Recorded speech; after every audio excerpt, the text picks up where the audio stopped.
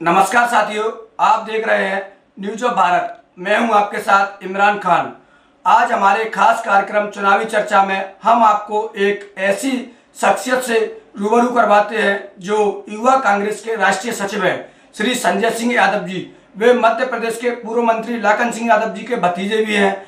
आज हम आपको संजय जी यादव से मिलाएंगे, जो कांग्रेस के राष्ट्रीय सचिव भी हैं और मध्य प्रदेश ही नहीं समूचे भारत में एक अलग ही पहचान रखने वाले युवा कांग्रेस के संजय सिंह यादव जी हैं। तो मैं संजय सिंह यादव जी आपका बहुत बहुत स्वागत करता हूं न्यूज ऑफ भारत के स्टूडियो। संजय जी, सबसे पहला सवाल मेरा आपसे ये रहेगा कि कभी ग्वालियर अंचल में कांग्रेस की काफी सीट थी जो सिंधिया समर्थक मंत्री विधायकों के कांग्रेस छोड़ने के बाद खाली हो गई हैं और अब इन्हीं सीटों पर उपचुनाव होना है, तो कांग्रेस द्वारा कितनी सीटों पर जीत रही है ग्वालियर अंचल चंबल में? देखिए, मैं बताऊं, ग्वालियर चंबल की बात करें तो 16 सीटों पर यहाँ चुनाव होना है और इन 16 में मुझे लगता है 16 की 16 सीटें कांग्रेस पार्टी जीत रही है। और रही बात कांग्रेस पार्टी के विधायकों की, तो निश्चित रूप में कांग्रेस को हमेशा जनादेश ग्वालियर चंबल की जनता ने दिया है और आने वाले 3 तारीख को पुनः एक बार मध्य प्रदेश में कांग्रेस पार्टी की सरकार बनने जा रही है। और ये ग्वालियर चंबल हमेशा ग्वालियर चंबल संभाग की जनता ने माना है कि ये गद्दारों को कभी स्वीकार नहीं करती। और जिस प्रकार से इस मध्य प्रदेश में कांग्रेस पार्टी की सरकार गिराकर ग्वालियर चंबल संभाग के उन गद्दारों ने जिन्होंने सरकार गिराई उनको सबक सिखाने के लिए ग्वालियर चंबल संभाग की जनता तैयार बैठी है। संजय जी, जौरा विधानसभा से आप स्वयं टिकट की दावेदारी कर रहे थे, पर पार्टी ने वहां किसी और को टिकट दिया, तो जौरा विधानसभा में कांग्रेस की क्या स्थिति रहने वाली है? क्या कांग्रेस जौरा सीट जीत रही है? देखिए, निश्चित रूप में कांग्रेस पार्टी से मैंने टिकट मांगा और टिकट मुझे नहीं मिला, तो ये लोकतंत्र है। कांग्रेस पार्टी किसी एक को टिकट देती तो एक को टिकट मिला। मेरी मेहनत मैंने पूरी की, सब कुछ किया। हो सकता है कमलनाथ जी को मेरे से अच्छा प्रत्याशी वहाँ मिला हो और निश्चित रूप में कमलनाथ जी का जो सर्वे है, कमलनाथ जी ने जो सर्वे किया है उस आधार पर हमारी पार्टी ने जिसको भी टिकट दिया, मुझे लगता है निश्चित रूप में जौरा भी कांग्रेस जीतेगी और 16 की 16 सीटें ग्वालियर चंबल संभाग में 16 की 16 सीटें जीते कांग्रेस जीतेगी। कांग्रेस के पास इस समय से भाजपा का बयान काफी आता है कि कांग्रेस के पास ग्वालियर चंबल में सिंधिया जी के जाने के बाद कोई नेता नहीं बचा है, तो क्या बहुत से लोगों और भाजपा नेताओं का एक कथन है, तो आप क्या सोचते हैं, क्या हकीकत में ही कांग्रेस का कोई नेता ग्वालियर चंबल में नहीं है? ग्वालियर चंबल संभाग की बात करें तो सिंधिया जी उस समय हमारे पार्टी के नेता थे, अब बीजेपी में चले गए, भारतीय जनता पार्टी के नेता हो गए। और रही बात कांग्रेस पार्टी के नेताओं की, तो क्या कमी कांग्रेस पार्टी में? आज हमारे पास ग्वालियर की बात करें तो आदरणीय लाखन सिंह यादव जी सीनियर कांग्रेस के वरिष्ठ नेता हैं, आदरणीय गोविंद सिंह जी हैं, आदरणीय केपी सिंह जी हैं, आदरणीय रामनिवास रावत जी हैं। हमारी पार्टी के सभी सम्मानित वे वरिष्ठ नेता हैं। और रही बात लीडरशिप की, तो लीडरशिप तो कभी देखिए, ये कांग्रेस पार्टी एक समुद्र है और समुद्र में से अगर 1-2 लोटे अगर कोई पानी भर ले जाए तो कोई फर्क नहीं पड़ता है। तो निश्चित रूप में कांग्रेस पार्टी में नेताओं की कोई कमी नहीं है। और रही बात भारतीय जनता पार्टी के नेताओं की, क्या कहते हैं क्या करते हैं, तो ऊपर वाला ही जाने, तो उनकी बयानबाजी को कौन क्या कर सकता है। जो ज्योतिराज सिंधिया जी के साथ जो 22 विधायक, कुछ मंत्री जो कांग्रेस छोड़ी है, उनका बयान सामने आ रहा है कि कमलनाथ ने उन्हें काम नहीं दिया और भाजपा ने पिछले 5 माह में खजाना खोल दिया। कमलनाथ जी पूरा पैसा अपने छिंदवाड़ा के लिए ले जाया करते थे और हमसे क्या करते थे कि हमारा खजाना खाली है, तो भाजपा सरकार आते ही खजाना कहाँ से भरे? ये मैं आपको बता दूं, ये तो देखो उनका चुनावी जुमला है। आपने हमारी सरकार, चुनी हुई सरकार को गिरा दिया। मोदी जी को ये बात नहीं समझ में आती कि आपको इस देश की जनता ने जब जनादेश दिया तो सच्चे मन से दिया।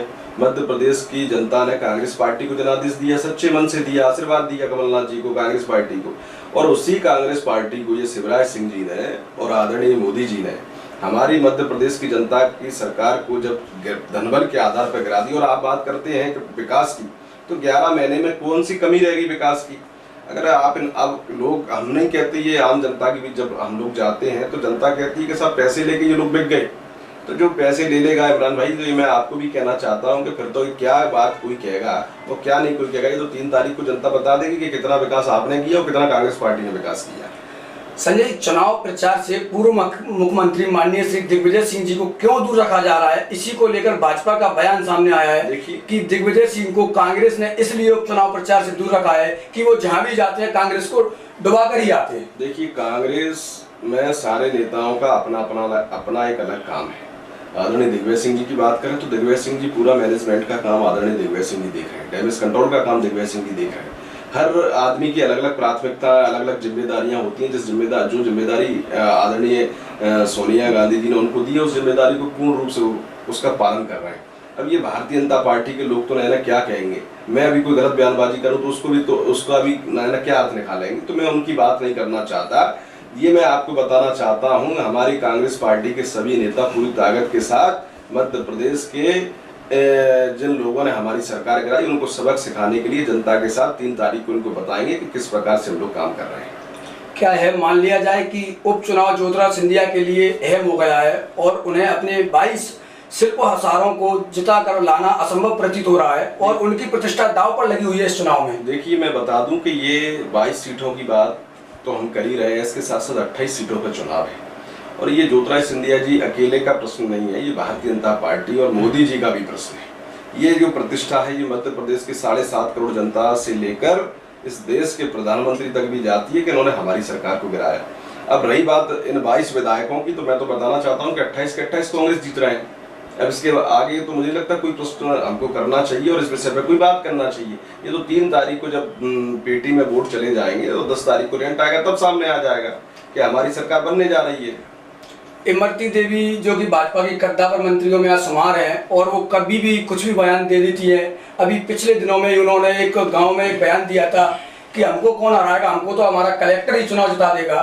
तो क्या ये शासन का लाभ लेकर क्या ऐसा हो सकता है चुनाव में? देखिए, इमरती देवी जी की मैं बात करूं तो ये कमलनाथ जी का बड़प्पन था कि उन्होंने उनको मंत्रिमंडल में जगह दी और मंत्रिमंडल में जगह देने के बाद ये कोई जग जाहिर है कि एक बार झंडा बंधन के समय, जब झंडा बंधन के समय उनको चीफ गेस्ट के रूप में जब बुलाया था तो वो जो ये जो परिपत्र होता है उस परिपत्र को वो नहीं पढ़ पाई।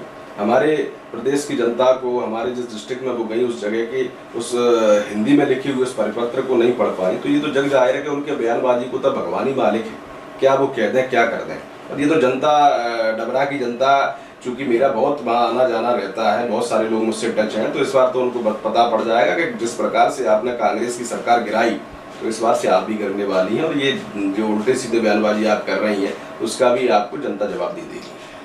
संजय जी, आप खुद युवा हैं और युवाओं में आपकी कहीं ना कहीं कांग्रेस में, मध्य प्रदेश नहीं समूचे भारत में एक अलग ही पहचान है और अगर आपकी पार्टी सत्ता में आती है तो युवाओं के लिए क्या आपका मिशन रहेगा? क्योंकि युवा काफी बेरोजगार है और दर दर भटक रहा है आज का युवा, तो आपका क्या मिशन रहेगा युवाओं के लिए? देखिए, ये हमारी कांग्रेस पार्टी की मैं बात करूं तो निश्चित रूप में कांग्रेस पार्टी हमेशा युवाओं का हमेशा ध्यान रखा है और अगर हमारी सरकार बनती है और कांग्रेस पार्टी की सरकार बनती है तो इस कांग्रेस पार्टी की सरकार में युवाओं को आगे लाने का काम तो आदरणीय राहुल जी और आदरणीय कमलनाथ जी कर ही रहे हैं। और रही बात मेरी, तो मैं तो ये मध्य प्रदेश के समस्त मेरे नौजवान साथियों को मैं कहना चाहता हूँ कि ये संजय सिंह पूरी ताकत के साथ आपके साथ खड़ा है।